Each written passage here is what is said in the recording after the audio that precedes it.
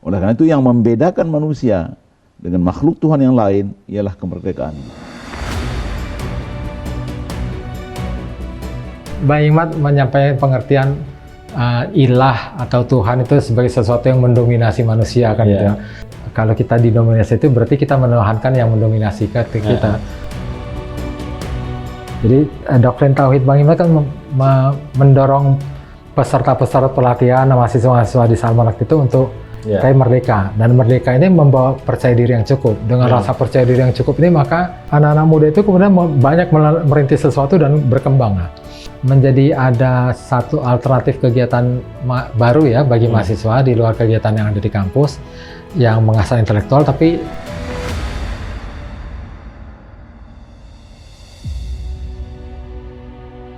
Assalamualaikum warahmatullahi wabarakatuh.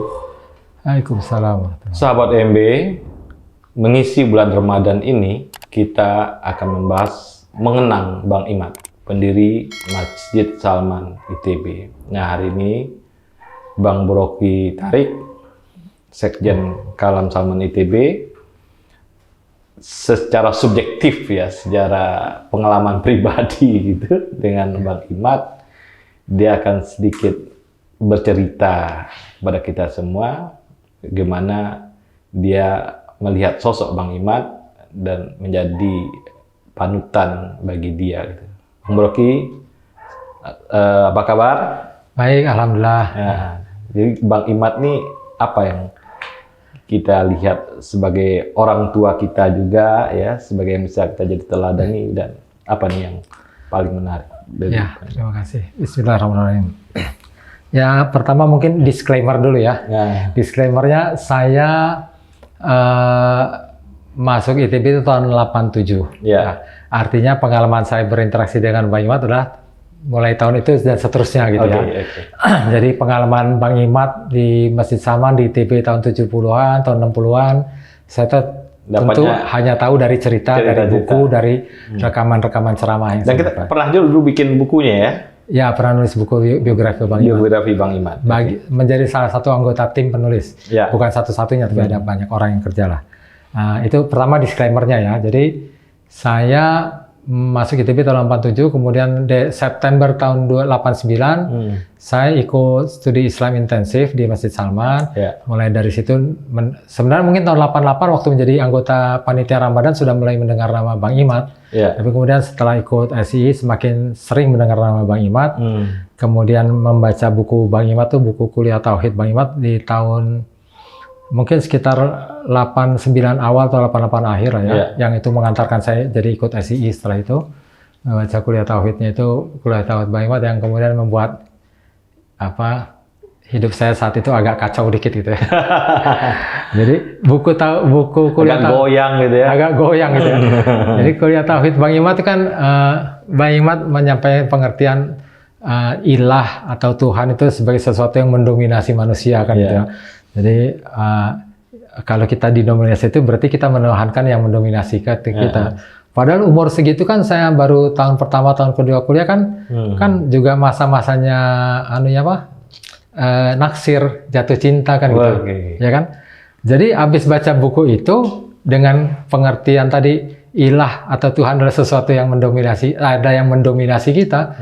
Jatuh cinta ini jadi pengalaman intelektual spiritual yang berat gitu, maksudnya kita mempertanyakan nih perasaan jatuh cinta ini kan, kok kita didominasi oleh yang kita dilema konflik batin. Kenapa kita jadi didominasi oleh wanita yang kita jatuh cinta padanya kan gitu. Goyang hidup saya di situ gara-gara membaca buku kuliah Tauhid ketika bersama dengan masa-masanya kita jatuh cinta kepada orang lain kan gitu ya. Terus saya ikut SII, masih belum bertemu Bang Imat, hanya mendengar cerita segala macam. Kemudian tahun 90 itu saya kerja praktek. SII itu nggak ada Bang Imat nih Bang? SII waktu itu dilakukan tanpa Bang Imat. Saya mengalami loh Bang Imat.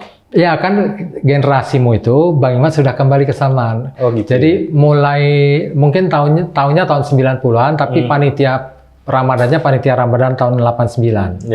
Jadi kan saya 90-an tuh saya kerja praktek di Bank Bumi Daya. Jadi kerja praktek di liburan semester genap. Jadi sekitar Juni, Juli, Agustus saya kerja praktek di Bank Bumi Daya. Nah waktu itu tahun 90 itu hari kerja di kita masih Senin sampai Sabtu, hanya Sabtu selesainya jam 12 siang, tidak sampai sore. Yang libur Sabtu itu hanya perusahaan asing, terutama perusahaan Amerika, Sabtunya libur, Sabtu Minggu libur. Tapi kalau perusahaan lokal, pemerintah BUMN itu Sabtu masih kerja. Saya waktu itu kerja praktek di Bank Bumi Daya dengan teman-teman sejurusan lah. Nah rupanya kalau hari Sabtu, waktu saya hari Sabtu itu selesai kerja, sholat zuhur di masjidnya Bank Bumi Daya. Sekarang sudah nggak ada Bank Bumi Daya, jadi apa namanya, Menara Mandiri. Pokoknya yang di ujungnya Imam Bonjol tuh saya nggak tahu namanya apa, Mandiri sekarang namanya kan, Bank Bumi Daya. Bank Bumi Daya, ada 4 bank pemerintah itu di merger jadi Bank Mandiri. Imam Bonjol Jakarta kan? Imam Bonjol Jakarta. Oke. Nah kita kerja praktek di situ. Kita pada hari Sabtu itu saya sholat zuhur di situ. Kemudian ternyata setelah sholat zuhur ada pengajian yang disampaikan oleh Bang Imad. Jadi itulah pengalaman pertama saya bertemu langsung dengan Bang Imad. Dari situ dapat kontaknya, bisa berkomunikasi. Senang ya ketemu dengan apa yang diidolakan orang di Masjid Salman, dibicarakan. Kemudian jadi sebagai legendanya living legend kan, living legend. Nah kemudian dari dapat kontaknya, dapat amat, sehingga bisa komunikasi lah. Dan kemudian saya sampaikan ke Salman dengan teman-teman Salman di kaderisasi atau waktu itu sudah divisi pendidikan mungkin ya, bidang pelatihan. Kita bawa aja balik Bang Imad ke Bandung kan gitu.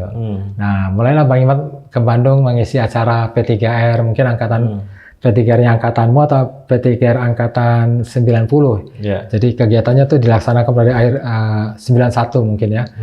Jadi Bang Imad sudah mulai ke Salman lagi, ke kampus lagi. Nah itu kemudian pengalaman pertemuan awal-awal dengan Bang Imad. Tapi kemudian setelah itu jadi Bang Imad sudah rutin lah ke Salman lagi kan, ngisi acara-acara. Kemudian saya selesai dari Bandung, saya bekerja di Jakarta. Saya kerja pertama kali di Jakarta di anak perusahaannya BUMN lah ya, di PT Infomedia Jalan Fatmawati.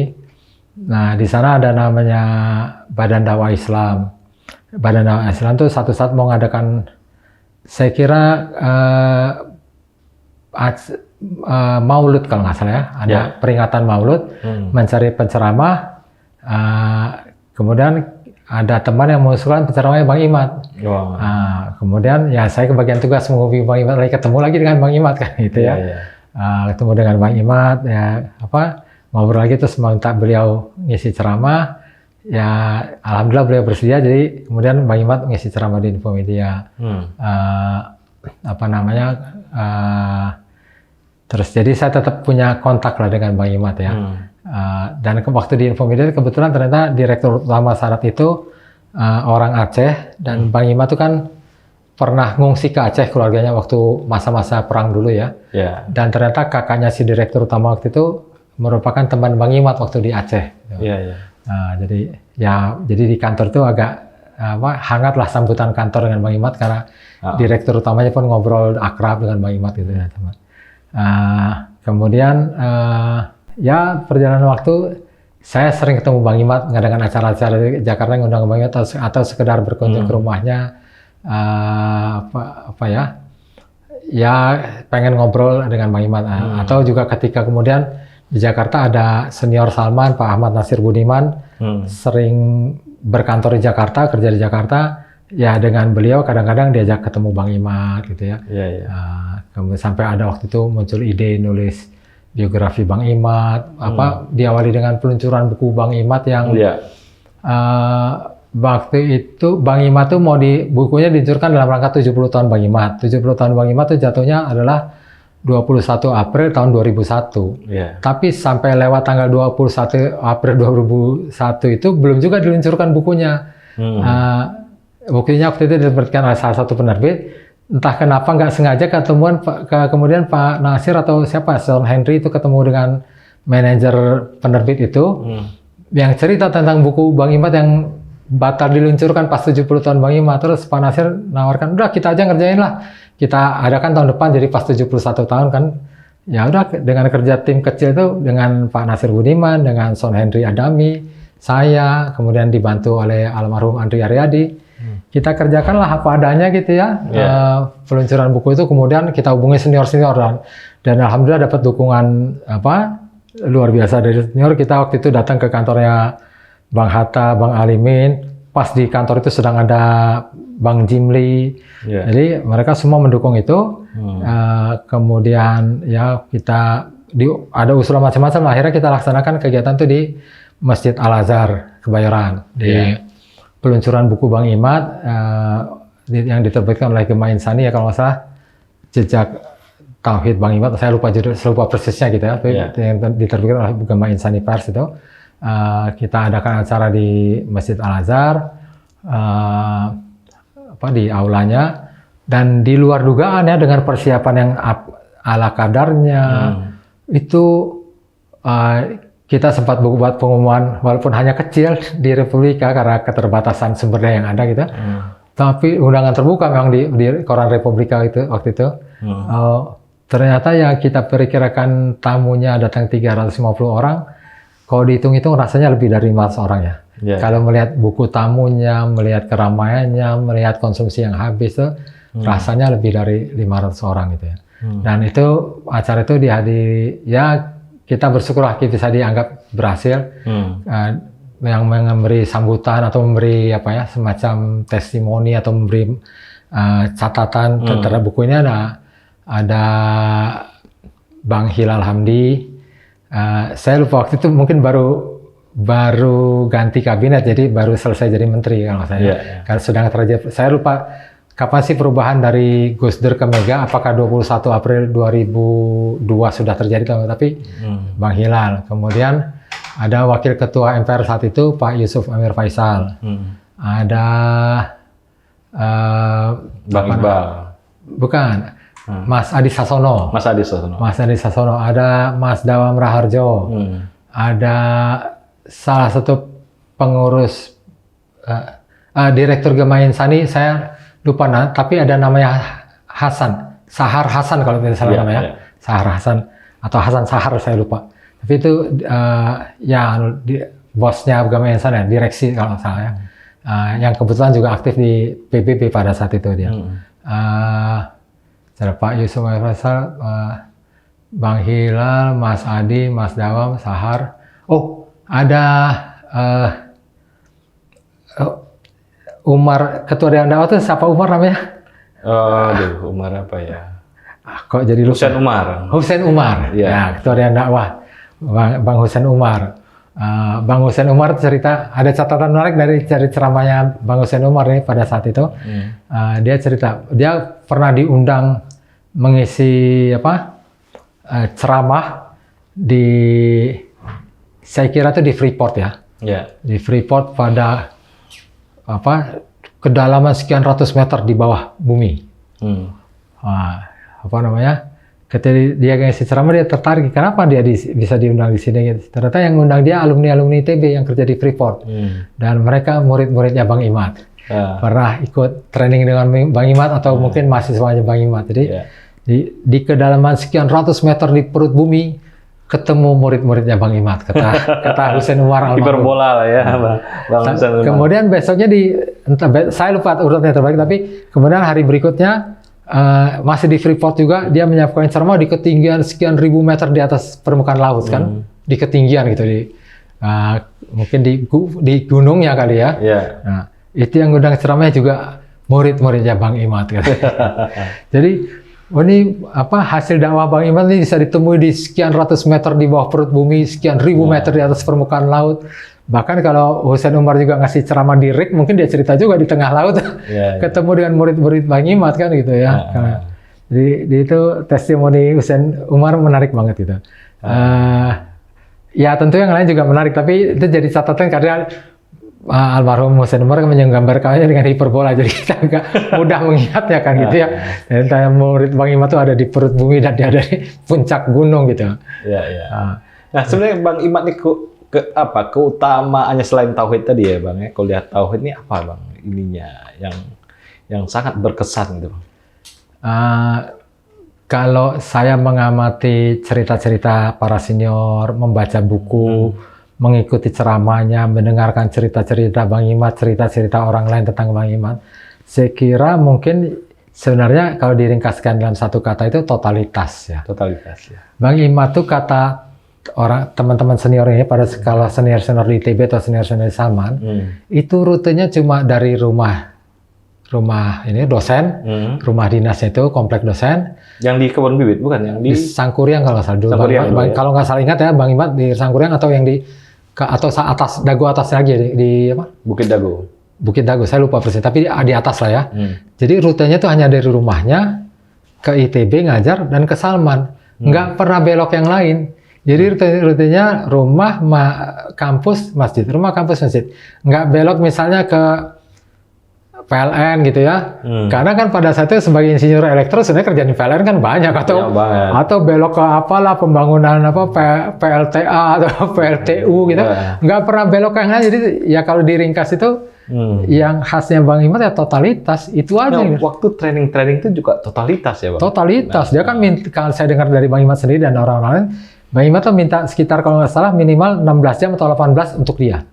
Jadi kalau dalam satu training LMD itu Bang Imat minimal 16 jam atau 18 jam yang langsung dia pegang.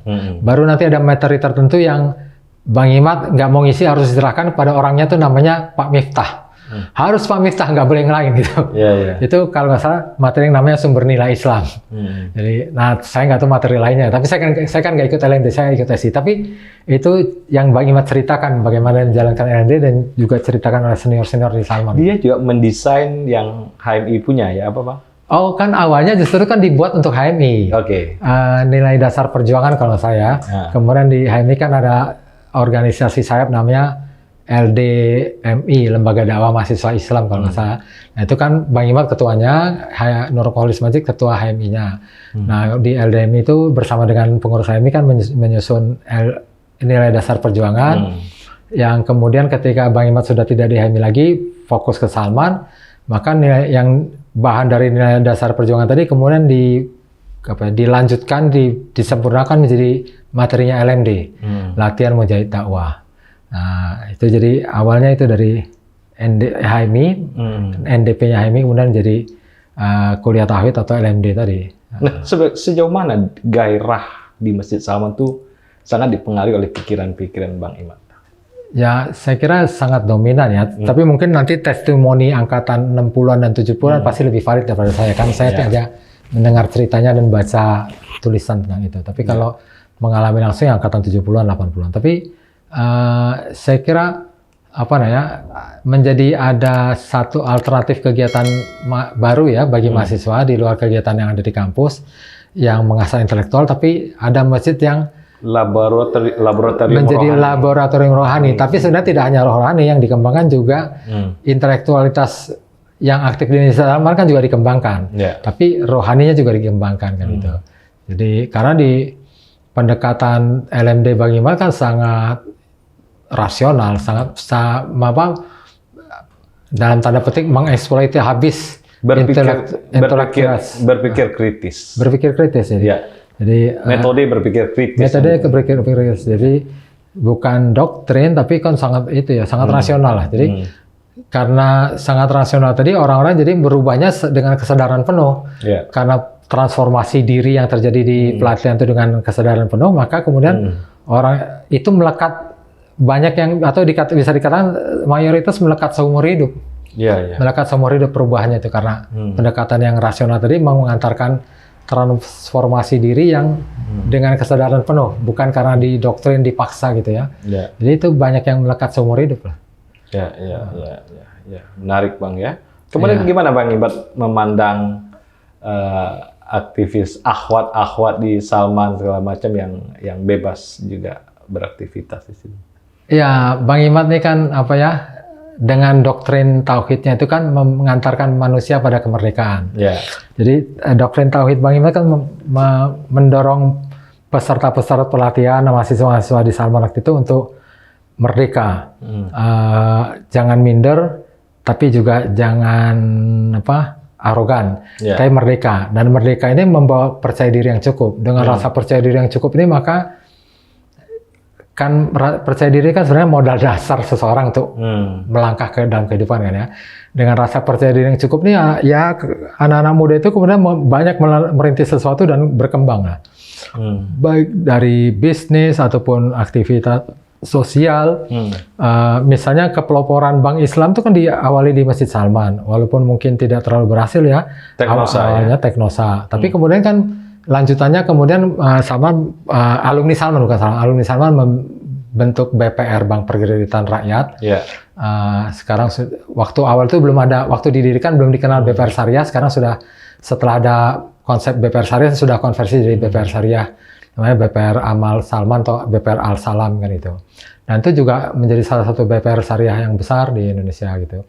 Terus kepeloporan dalam Teknosa itu kan istilah kalau salah koperasi profesional gitu kira-kira Itu kan juga sebuah kepeloporan, walaupun mungkin belum terlalu berhasil ya, tapi itu sebuah kepeloporan. Belum lagi kepeloporan yang dirintis di luar itu ya, konteks agama dalam pengertian khas, misalnya kepeloporan usaha, ada yang bangun usaha fotokopi lah, ada yang bangun usaha perminyakan, ada atau yang beraktivitas penerbit pustaka Salman itu kan juga bisa bilang sebagai pelopor kan, buku-buku yang kritis waktu itu kan, yang dari barat buku-bukunya. Buku barat, buku dari Timur Tengah kan dia menerbitkan buku-buku unggulan baik dari barat maupun dari timur. Itu jadi rujukan dulu. Iya, jadi rujukan banyak intelektual itu buku-buku yang diterbitkan oleh Pustaka Salman, sehingga wacana intelektual yang berkembang di luar bisa diakses oleh orang Indonesia karena diterjemahkan oleh pustaka kan gitu. Dan termasuk juga tokoh Anwar Ibrahim ya. Oh ya. Ya dibentuk dari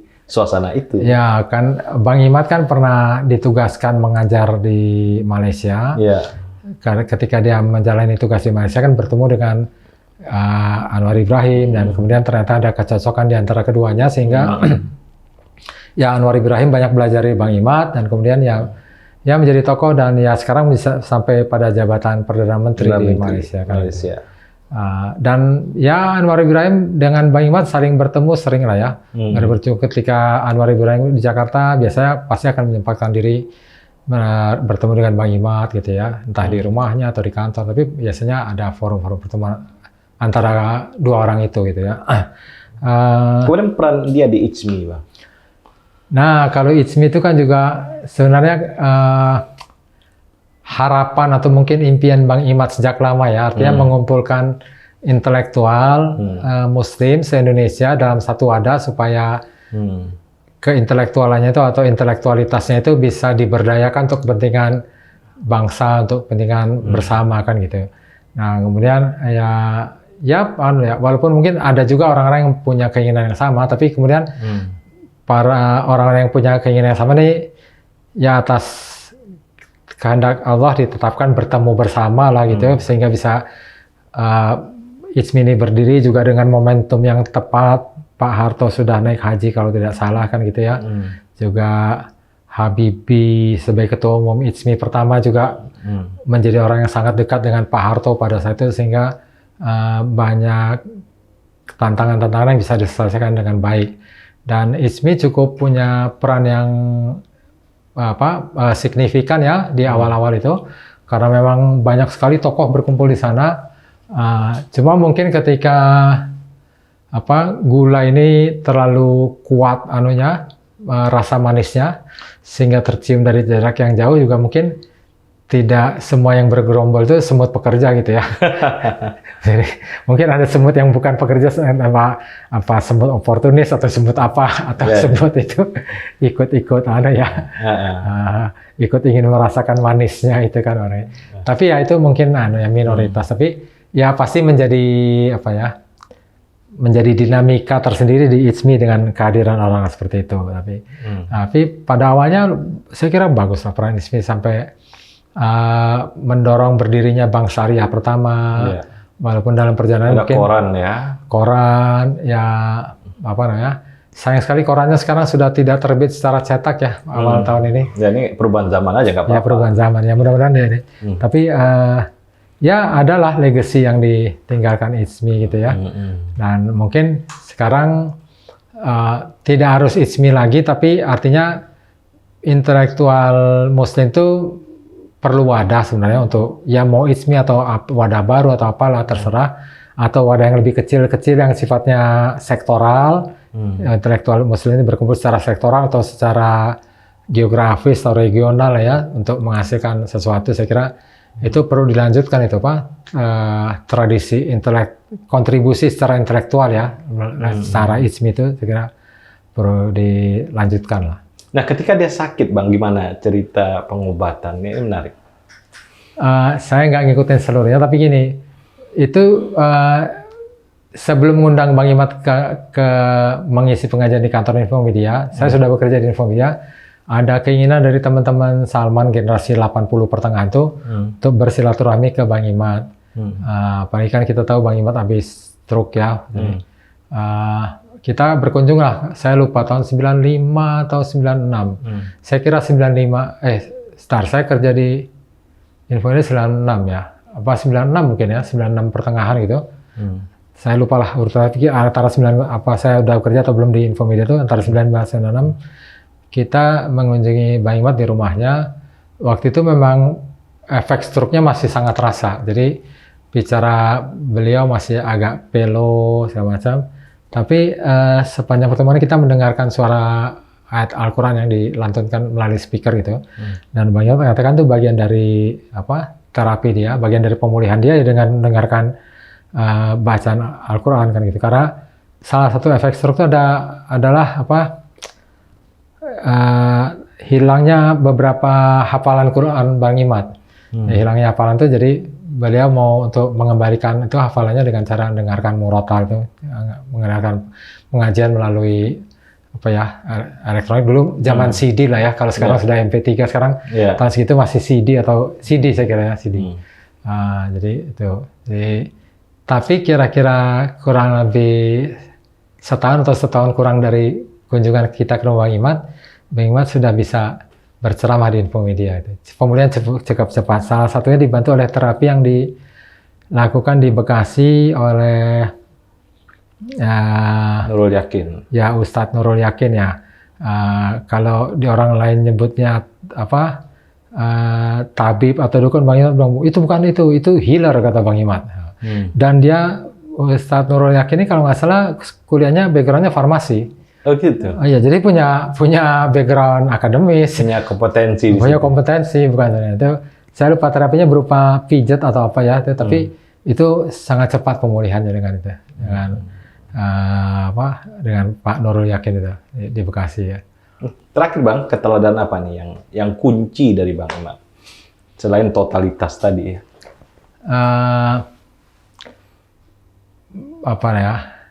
Sebenarnya sebelum sampai ke keteladanan itu saya ada cerita sedikit ya. Oke. Ini buat anak-anak muda nih supaya gini, saya tuh perjalanan hidup saya tuh agak bergelombang. Bukan, menurut saya agak unik gini karena saya kemudian ternyata saya baru sadar belakangan saya punya hobi gaul sama orang tua. Ya waktu saya di Salman tuh gaul sama orang tua, misalnya Pak Mansur Surya Negara. Terus saya kadang-kadang datang ke rumahnya tanpa janji ya, tanpa keperluan jemput beliau ceramah, saya datang itu untuk ngobrol gitu ya. Terus ketika ketemu Bang Imat juga saya hobi ngobrol dengan Bang Imat. Jadi saya Pak Faisal kita juga ya. Dengan Pak Faisal. Jadi ternyata kayaknya saya punya hobi ngobrol dengan orang tua gitu ya, bergaul dengan orang tua. Nah dengan Bang Imat ini juga gitu kan. Jadi dilalah kata-kata orang Jawa tuh, saya tuh dikasih pekerjaan. Pokoknya kehidupan mengantarkan saya pada satu situasi di mana saya harus menerima sebuah pekerjaan yang pekerjaan itu ya buat saya baru sama sekali, saya nggak pede, merasa nggak punya kemampuan mengerjakan itu, dan lokasi kantornya tuh jadi bahan ledekan teman-teman gitu, ngantornya di Klender. Jadi kalau saya ditanya, lu ngantor mana Klender? Di mana tuh katanya gitu. Planet Bekasi. Planet Bekasi atau galaksi mana katanya teman-teman tanya gitu.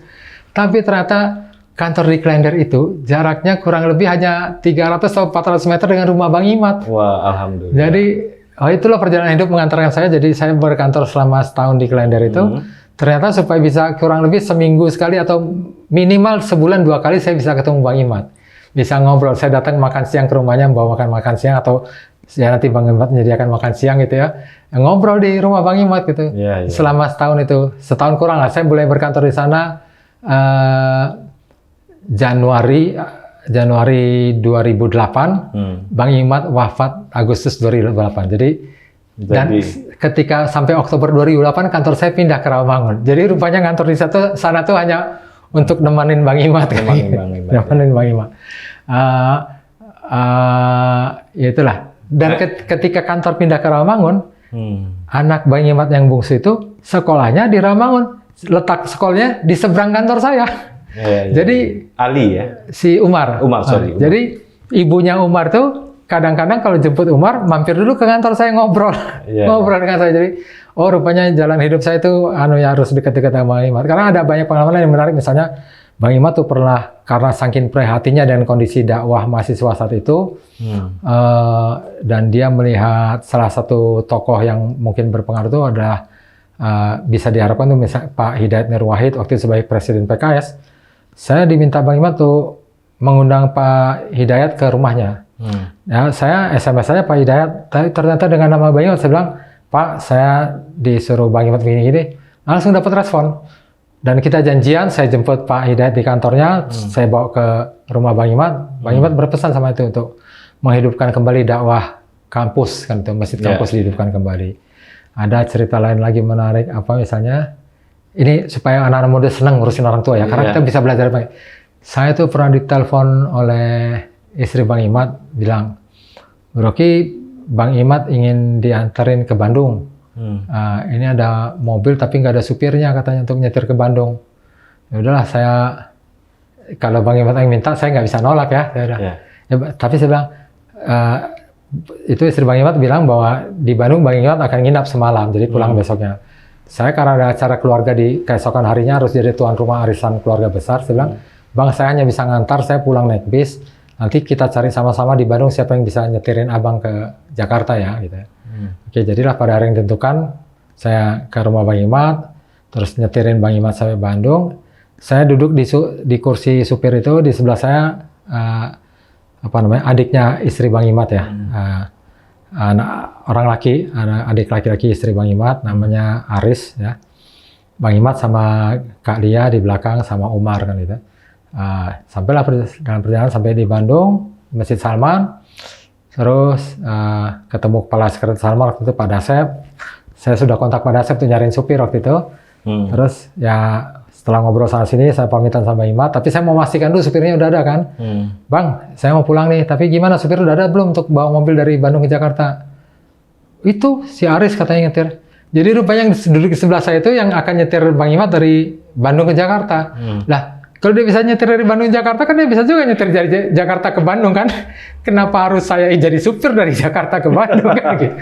Ingin ngobrol. Nah, rupanya saya baru tahu orang tua tuh kadang-kadang ada keinginan gitu, saya paham ya. Gak apa-apa buat saya nggak keberatan itu, saya senang bahkan tersanjung dengan itu gitu ya, bahwa supaya bisa nemenin ngobrol Bang Imat sama perjalanan. Jadi ya teman-teman yang muda-muda ya sempatkanlah ngurus orang tua dan nggak usah terlalu mempertanyakan tuh apa maunya orang tua, kita ikutin aja lah, pasti ada hikmah di baliknya. Nah, kalau tadi intisarinya pertama totalitas Bang Imat terhadap apa yang dia ajarkan, dia sampaikan gitu, yaitu konsep tauhid tadi ya, dan ya sebenarnya tak hanya totalitas karena itu terus sampai akhir usianya. Jadi orang bisa bertahan dengan idealismenya, ya mengkampanyekan nilai-nilai tauhid, ya mendakwakan nilai tauhid itu dari muda sampai akhir hayatnya gitu. Itu luar biasa kan. Kadang-kadang kita dalam perjalanan kan mungkin juga semi putus asa gitu ya, agak-agak frustasi, kecil hati gitu. Bang Imat enggak. Bang Imat bahkan tidak lama setelah dia minta saya ngundang Pak Hidayat Nur Wahid ke sana, Bang Imat tuh sudah menyediakan diri untuk dia akan siap ke Bandung sebulan sekali atau 2 kali untuk mengkader anak-anak muda lagi. Waktu itu usianya sudah ya 70 lebih lah ya. Sudah mendekati 80 dan kesehatan juga sudah nggak oke-oke banget gitu ya. Jadi kalau udah nggak prima ya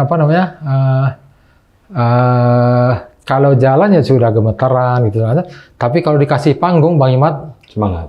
Dikasih mimbar 2 jam berdiri kuat. Walaupun setelah itu dia akan kelelahan, tapi ketika ada di mimbar masih seperti singa itu. Hidup. Jadi rupanya idealisme itu bisa mengatasi kendala-kendala fisiknya. Jadi ketika dikasih mimbar, idealismenya Bang Imad menyampaikan dakwahnya tentang tauhid ya, dakwahnya itu tentang agama, maka Bang Imad yang kalau jalan sudah susah gitu, sudah mulai tertatih-tatih gitu ya, tapi di panggung bisa berdiri 2 jam lebih dengan tegar gitu, tidak ada ekspresi kelelahan. Hanya mungkin setelah itu dia merasa lelah, ekspresi lelahnya kelihatan ya, tapi itu menunjukkan bahwa ternyata idealisme itu keyakinan bisa mengalahkan kondisi fisik, keterbatasan fisik. Iya deh. Makasih Bang Broky atas pembahasan tentang mudah-mudahan bermanfaat ya. Mudah-mudahan bermanfaat bagi sahabat OMB. Sahabat OMB, Bang Broky membahas tentang kenangan bersama Bang Imad dan ini sangat menarik. Dan di bulan Ramadan ini bisa menjadi inspirasi buat kita semua. Terima kasih Bang Broky. Sama-sama. Assalamualaikum warahmatullahi wabarakatuh. Waalaikumsalam warahmatullahi wabarakatuh.